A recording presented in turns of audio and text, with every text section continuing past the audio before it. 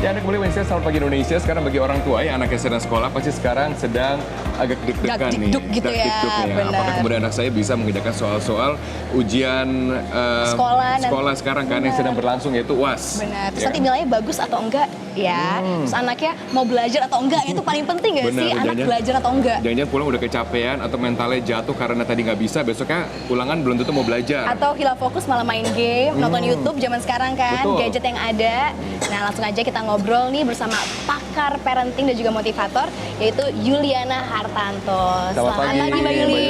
Selamat, I'm not motivator, I'm a coach. You're a coach, Ya, ya. ngajar ilmu yang sudah ada disebut ilmu grooming, jadi ngajar doang. Oke. Nah, Mbak Yuli kan tadi sekarang ini orang tua lagi menghadapi UAS. Kan sebagai Anaknya menghadapi UAS, Iya. orang tuanya mah Anakku enggak. Gitu. Oh iya. Orang tua kan ikutan juga ngajarin anaknya juga. Sekarang orang tua ikut sekolah. Ikut sekolah juga, itu bagaimana nih? Ngelihat kondisi yang ada bagaimana nih orang tua zaman dulu, kalau saya ya belajar itu dipaksa. Robert gimana? Ya pasti dong dipaksa. Kalau nggak dipaksa kan kita nggak tahu berapa kemudian kemampuan diri kita kan. Nah tapi sebenarnya gini, yang menjadi pertanyaan, sampai di batas mana anak itu dapat kemudian dipush untuk mencapai hasil yang maksimal? Bukan dipaksa, juga ada tujuan untuk mengerti pentingnya kenapa mesti doing well in school. Kan mesti ngerti dong, kan nggak bisa orang ngerjain apa-apa asal-asalan. Karena gini, parenting itu value kita sebagai orang tua itu terlihat di anak.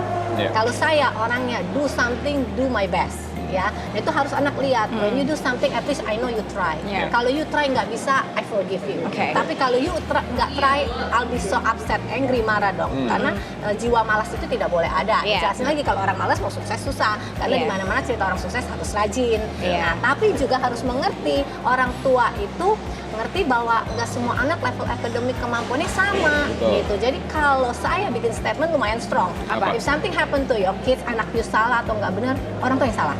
Orang tua yang bermasalah, orang tua yang sakit, orang tua yang salah. Karena they are just kids. Kan diilustrasikan anak itu seperti paper kosong. Yang nyoret-nyoret kita. Resultnya kan dari semua action yang kita berikan kepada mereka. Oke, gini. Aku orang tua yang tidak lulus sekolah. Tapi aku nggak lulus kuliah bukan karena maunya aku, bukan karena aku nakal. Because my parents, papiku bangkrut di tahun 98. Aku sekolah di Amerika kuliah. 1 tahun lagi aku selesai. Tapi nggak selesai. Itu not by choice kan. Nah, tapi kan I prove I have a good career so far, ya kan. Nah, anak-anakku yang kedua dah, gila basket. Tiap hari komplain karena di sekolah yang akademiknya susah. Aku masukkan ke sekolah nasional yang sekolah bagus. Dia tiap hari komplain dan tiap hari bilang mau berhenti sekolah. At 14 years old tiap hari bilang mau berhenti sekolah. Sebagai ibu tuh gimana? Iya kan. Nah, kadang bilang ya udah berhenti aja, and you can do whatever, lihat mau kerjaan apa. I wanna see. Tapi itu hanya sebenarnya emosi sesaat. Ketika anak itu sedang depresi atau kesel, ya nggak usah dimarahin juga, didengerin aja dan diakomodir dulu feelingnya. Dia udah seneng dong. Tadi baru dinasehatin. Tadi aku tertarik sama Mbak Yuli bilang whatever happens to the kid, kalau berbuat salah itu salah parentnya. Nah, ini bagaimana kalau misalkan orang tua sudah melakukan everything they think is right, kayak misalkan sudah dibikinin jadwal yang baik, sudah dimasukin les sekolah yang baik, dan misalkan sudah dikasih misalkan cara belajar metodenya baik juga, approach seperti apa lagi harus dikasih?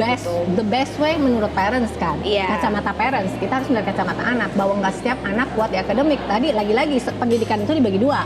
Ya, satu pendidikan akademik yang orang bilang pintar matematika, pintar ini, ikut olimpiade, itu pintar. Tetapi ada non akademik yang memproduksi kecerdasan. Pintar sama cerdas ini beda.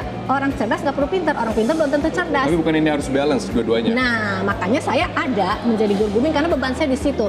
I might not be a perfect person in everything, tapi into kids, I'm into kids. Anak orang pun kalau disalah perlakukan atau apa, aku sad, aku mau be there, sebenarnya mau nolong gitu, nggak tega. Karena anak tidak minta dilahirkan, ya kan? Nah, jadi kecerdasan ini kan banyak, kecerdasan emosional, intelektual, fisikal, bahkan di dalam dunia marketing ada kecerdasan fisikal yang tidak dibahas. Nah, kecerdasan intelektual itu ialah kemampuan menggunakan logika, ya kan? Tata cara.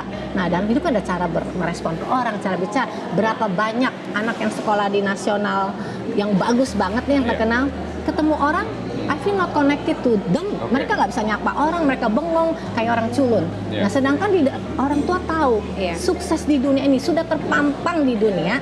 Sukses itu nggak jaminan dari sekolah, ya kan? Dan social skill juga harus di-develop. I push my kids belajar when times to study. Tapi I push them keluar juga bergaul. Harus. Aku push loh untuk bergaul aja, nggak boleh di rumah. Tapi kan sampai sebatas mana kemudian akademis ini di-push, gitu kan? Bagaimanapun juga nilai-nilai akademis adalah yang kemudian penting juga menjadi Sangat tiket penting. masuk Tiket tadi kan, bagi tiket masuk, Oke, iya. Mbak Yuli saya nantikan jawabannya setelah jeda komersial ya. Ya, Tetaplah oke. bersama kami akan segera kembali.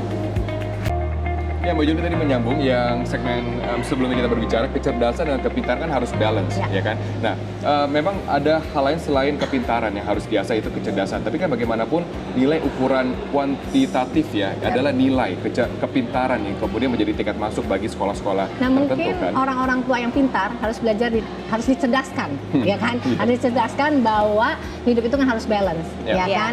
Nah kayak last year ada kejadian anak mau ulangan terus jumping from the floor, Iya. which is kan tragic dan gak harus terjadi toh. Ya. Nah kalau aku tanya anak-anakku, apakah ada orang sampai depres belajar sampai mau loncat? Tapi even dari kids aja bilang, sesuai kita belajar, nggak mungkin mau loncat atau bunuh Ini diri. jawaban seorang anak Iya, ya. tapi pasti ada something else. Nah, something else itu mungkin pressure itu yang mesti dibalancein gitu. Ya. Nah, parents ini mesti banyak belajar Kalau sebenarnya. misalkan sistemnya Mbak Yuli, misalkan ini sebagai society yang melihat nilai itu harus bagus untuk mendapatkan sekolah bagus untuk masuk universitas bagus, untuk mendapatkan pekerjaan yang bagus. I agree. Untuk masuk sekolah yang terkenal dan bagus, nilai harus maintain, Yeah. ya kan? Tetapi satu, lagi-lagi, please ngerti, akademik anak tuh sekuat apa. Kalau anak tidak kuat dipaksa kan jadi depresi, Yeah. ya kan? Jadi itu pressure yang disebut. Tapi kalau anaknya memang pintar, kita push, ya why not, gitu loh. Nah, tapi untuk tahu juga, ada 2 teman suami saya, dua-duanya lulusan Harvard.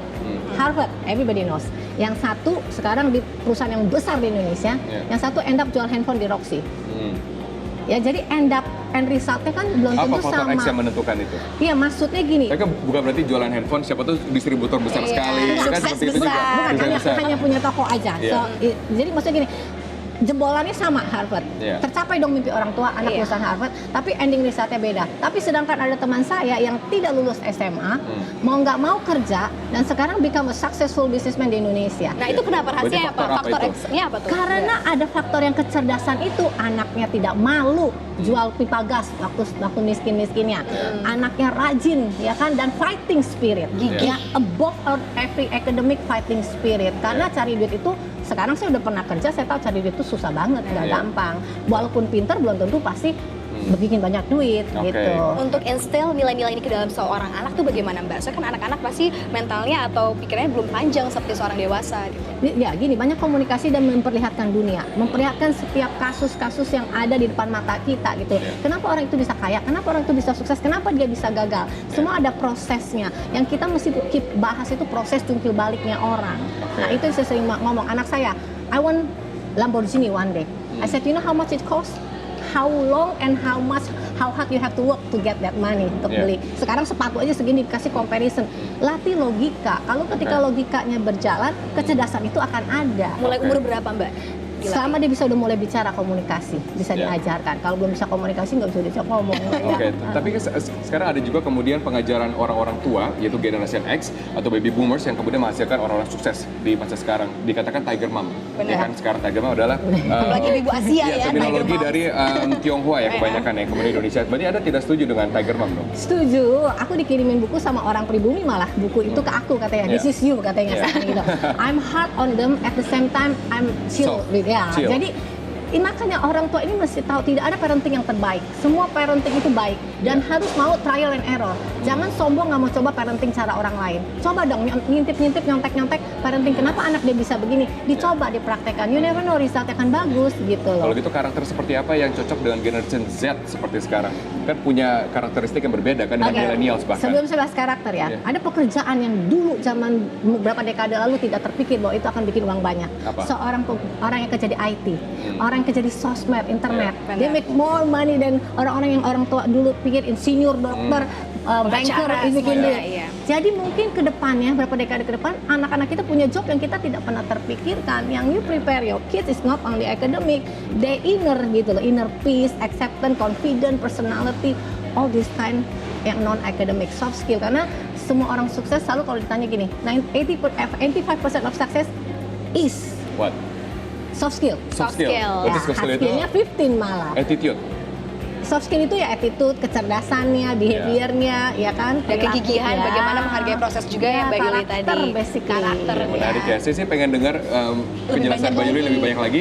Tapi sekarang waktunya terbatas. Tapi kan bisa kita dengerin nanti di bulan Januari kan? Ya, bulan Januari ini ada program grooming, Ya. provocative mindset. Provocative mindset. Ya, di Metro TV.